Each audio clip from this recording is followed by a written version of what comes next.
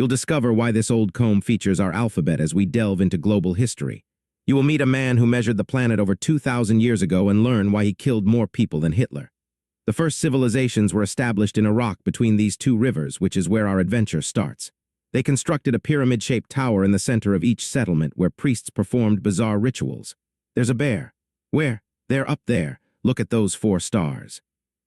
It's a rectangle. A magic hat has a head and 4 legs. It appears more like a Big Dipper filled with hay. Did you give the gods their drink offering yet? Yes, but they haven't had a drink. It will be gone by dawn, I'm sure. Go get some sleep. In addition to creating writing, the ancient Sumerians separated days into hours, minutes, and seconds.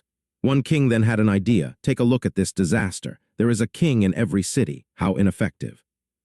Oh, wonderful Sargon, what remedy do you suggest for the good of the populace? For the people's benefit. The interests of the populace are not the reason why kings reign. We rule in order to get more wealth, power, and pride. Sargon established the first empire after subduing the other towns. Around the same time, the Minoans painted pictures, the Egyptians built pyramids, and people in the Indus River Valley constructed orderly cities with straight roads. They also wrote things that no one can read, but if you can, this guy will give you $1 million. Then, before other ancient cultures like all of them emerged, Hammurabi wrote certain laws on this rock.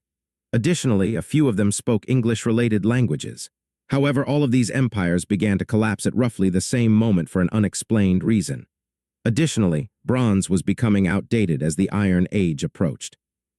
The Arabs of Central Arabia sprang from a man named Abraham who had a son over here. Additionally, he had a second son who had a second son who had 12 sons, known as the Israelites, who traveled to Egypt and were sold into slavery. Then a man by the name of Moses informed them that slavery was not cool. After leaving Egypt, they traveled to a hilltop where their deity handed them the 10 Commandments. After that, they subjugated some of the Canaanites. Later, a king by the name of David subjugated everyone with the exception of the Phoenicians, who created towns, ships, and an amazing alphabet. Good photos. These are not just images, they are words. Look, Aleph, which begins with the sound ah, is our word for ox. Bet, which begins with ba, is our term for house. When you combine those sounds, you get Ab, which stands for father. You're a genius, alphabet. This antique lice comb shows that the Canaanites actually began employing an alphabet more than 3,500 years ago, and everyone imitated it since it was such a brilliant idea. And you know what? The Assyrians have returned, and they have recently subjugated all but Jerusalem. Oh, hold on. The Assyrians have now been subjugated by the Babylonians. And who is that? The great Cyrus. He recently vanquished the Lydians, Babylonians, and Medes. Simultaneously, certain individuals in the East were imparting novel concepts. A prince by the name of Siddhartha Gautama witnessed sick and dying people in what the Greeks called India. In order to learn how to avoid pain, he decided to become a monk. He chose to have a lovely supper after moving south and nearly starving himself to death. While sitting under a tree, he experienced enlightenment. Do you want an alternative way of thinking? Lao Tzu taught people to follow the crowd, but Confucius taught people to be kind, rule wisely, and be less confused in China. If you find that too ethereal, consider the Greeks, who participated in sports at the Olympics every 4 years to honor their god Zeus. However, the Athenians infuriated the Persians immediately after they created democracy. Who set our lovely city of Sardis on fire? The people of Athens. And who will we set ablaze? What was it that he said? Will we burn Sardis once more, sir? We're going to burn Athens, you idiot. The Persians had to return later to fire Athens after the Athenians massacred them at Marathon. The Greeks, particularly Socrates, who taught Plato, who wrote about philosophy and taught Aristotle, who taught Alexander the Great, who exacted retribution on the Persians, conquered the world and declared himself to be a god, engaged in a great deal of thought after Herodotus published history. He most likely wasn't a god because he died after that. Who therefore ought to be in charge of the world? Me. All of Alexander's generals said me. As a result, they engaged in combat and split the empire.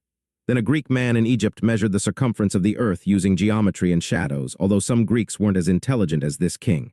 Hello, everyone. I am in fact Zeus. All right, so everyone must now worship me.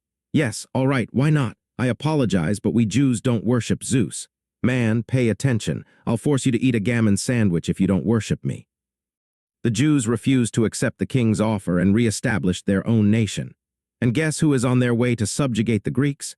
You're half correct if you guess the Romans. The Romans were growing in the west while the Parthians began to conquer all in the east. They engaged in combat with the Phoenicians from Carthage, who who were also growing, and Hannibal arrived in Italy with elephants that destroyed the Romans. Nevertheless, the Romans prevailed, and its leaders, including Julius Caesar and Pompey, conquered additional territory and engaged in combat, with Caesar emerging victorious.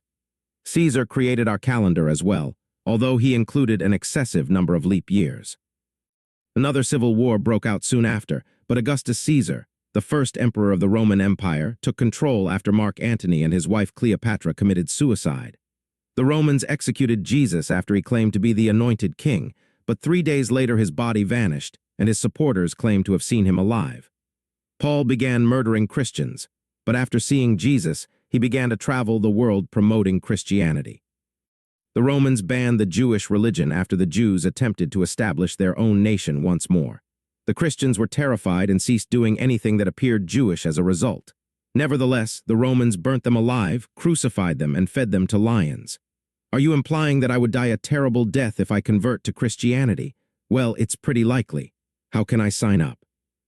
Diocletian made the decision to outlaw Christianity and execute anyone who refused to worship the Roman gods, since all of those persecutions increased the popularity of Christianity. However, Constantine declared that he was cool with Christianity after assuming power.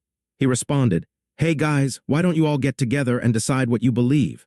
After the Christians continued to argue.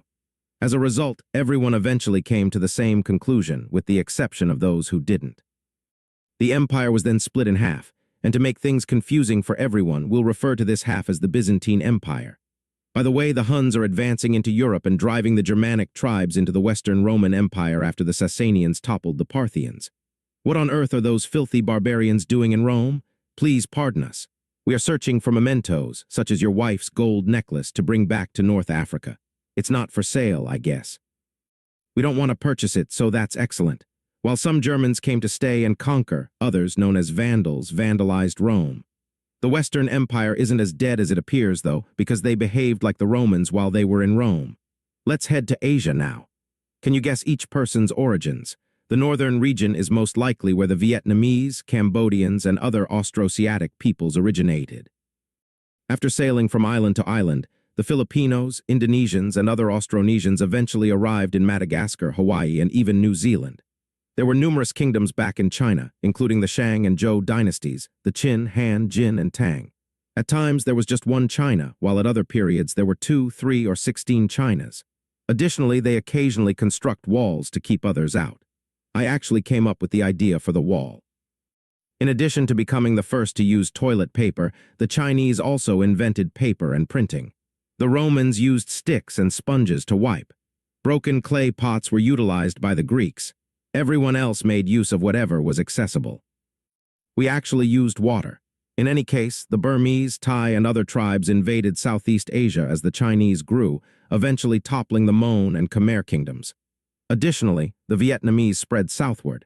3 events were taking on in South Asia that would influence the area to this day.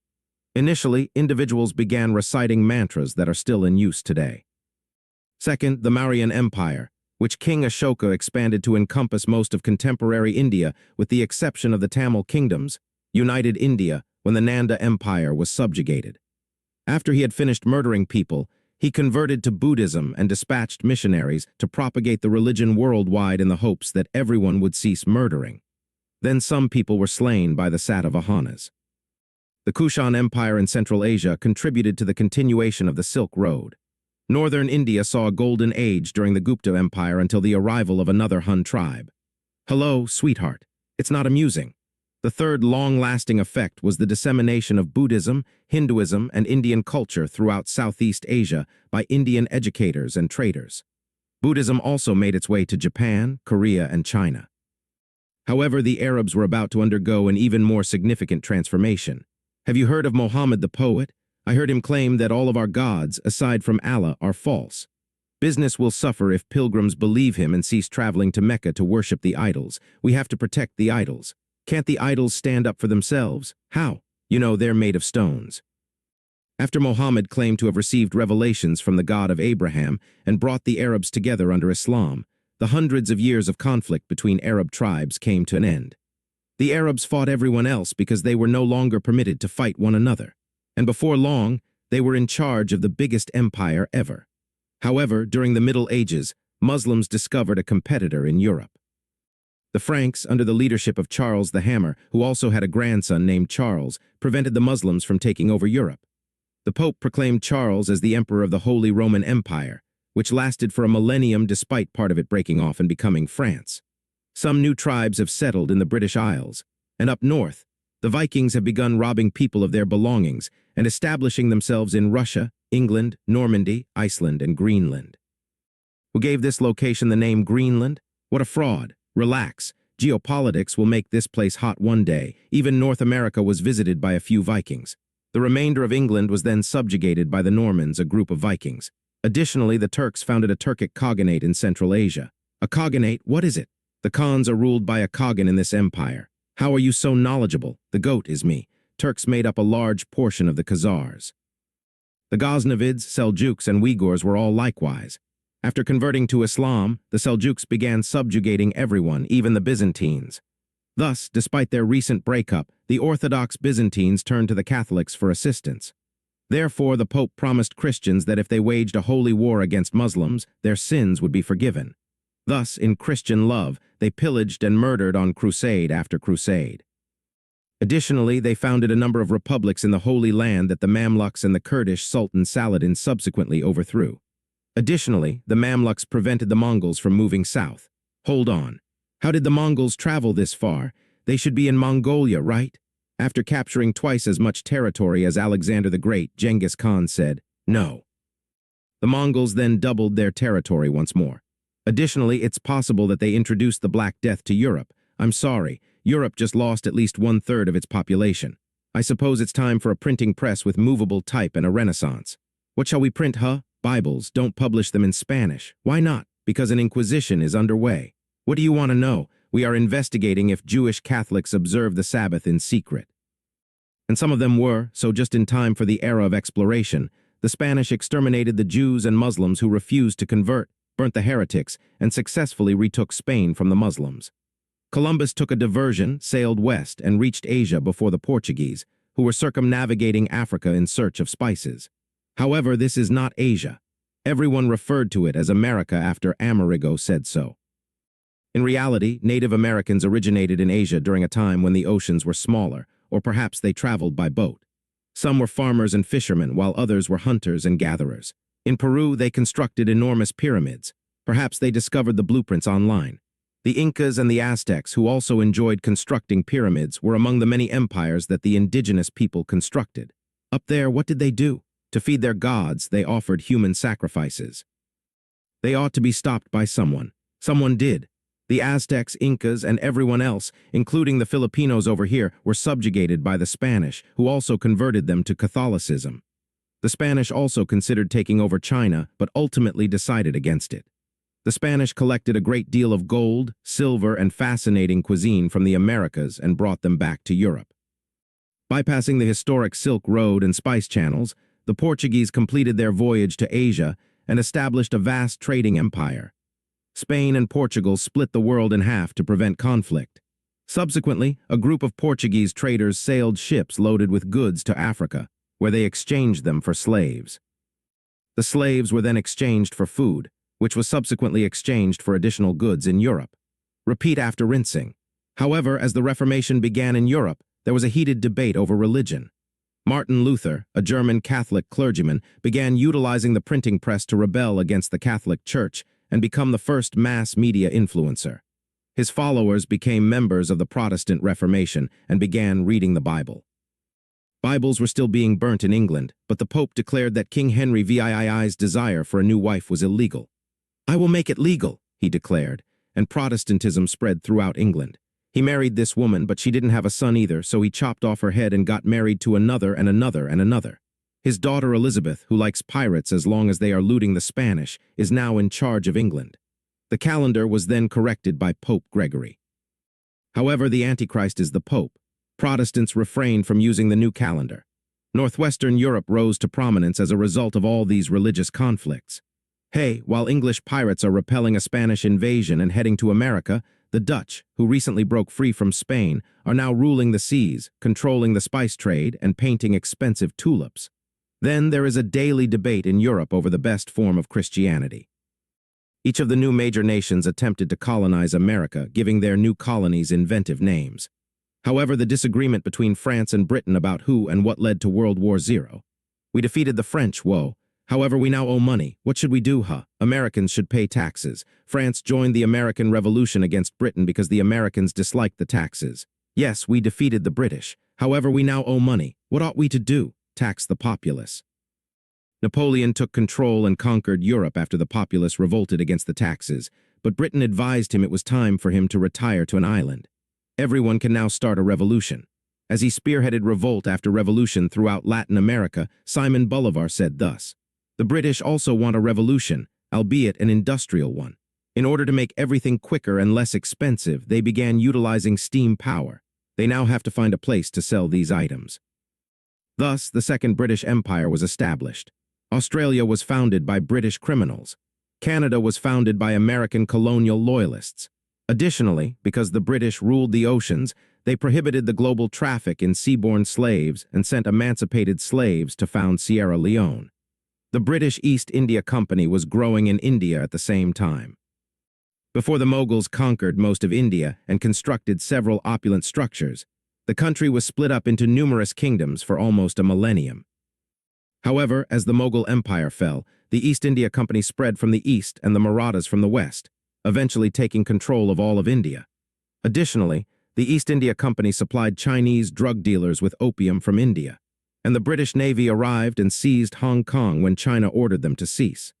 This man believed he was the brother of Jesus Christ after having a dream while Christian missionaries were propagating ideas in China. He thereby spearheaded an uprising that killed up to 30 million people. The United States, which was likewise becoming more powerful, arrived in Japan and advised them to cease their isolation. Let's now examine Russia. How did it become so large? 1,000 years ago or so, some Vikings established a kingdom here, relocated to Kiev, married local Slavs, became Christians, and were eventually subjugated by the Mongols. Following the Ottoman Turks' conquest of the Byzantines, the Russians managed to retake their own territory. The second Rome has fallen, Moscow. Would you like to be Rome's third? Yes, Ivan the Terrible said, "For short, call me Tsar or Caesar." Then Russia grew enormously. 3 days ahead of the British, the Russians actually found Antarctica. You can't find a continent where penguins already reside, bro. Let's play a game, Russia. It will be fantastic. Just stay out of an Asian land war. Hey, the Ottoman Turks need assistance because the Russians have just begun a ground war in Asia. What a mess. I'm hoping that won't occur once more. The Americans were still isolating themselves all the way over in the United States. As a result, they liberated their slaves and waged war on themselves. Germany and Italy recently unified back in Europe. Like the other cool kids, they also want some colonies. What are we able to colonize? I suppose it's time to rush to Africa. Germany said, wait. The regulations are necessary. First of all, whatever that has once been claimed cannot be claimed again. Secondly, you are not allowed to claim anything that you do not own. The entire continent is already claimed and occupied by Africans, bro. Yes, but my cousin Darwin found that humans descended from pond slime after examining some bird beaks. Therefore, it is clear that Europeans are best suited to endure and dominate the planet. Science is involved. How can you trust your brain for the truth if it evolved for survival, dude? The kingdoms of Benin, Oyo, and Asante, the traders on the Swahili coast and the builders of the Great Zimbabwe, Mutapa and Maravi, the kingdom of Congo and the Zulus, the empires of Egypt and Kush, Aksum and Ethiopia, Numidia and Kanem-Bornu, Ghana, Mali and Songhai, and all the other African empires are also forgotten. However, the Italians attacked and the Belgians slaughtered since the race had already begun. The Portuguese held onto their bases, while the Germans established new ones. Britain grew to become the largest empire in history as the French seized new possessions. The major nations are headed toward war as a result of all this rivalry. With the exception of the collapsing Ottoman Empire, all of the empires are growing. And now the Ottoman Empire, which is collapsing, is the only place left to grow. These days, everyone is creating absurd new technology like telephones and telegraphs, aeroplanes and airships, battleships and submarines, and websites like Fun History. TV that offers free members-only videos and other interesting content. To learn more about World Wars I and II as well as the rest of history, you should view the following video. While you wait for something amazing, visit Fun History TV to get a preview.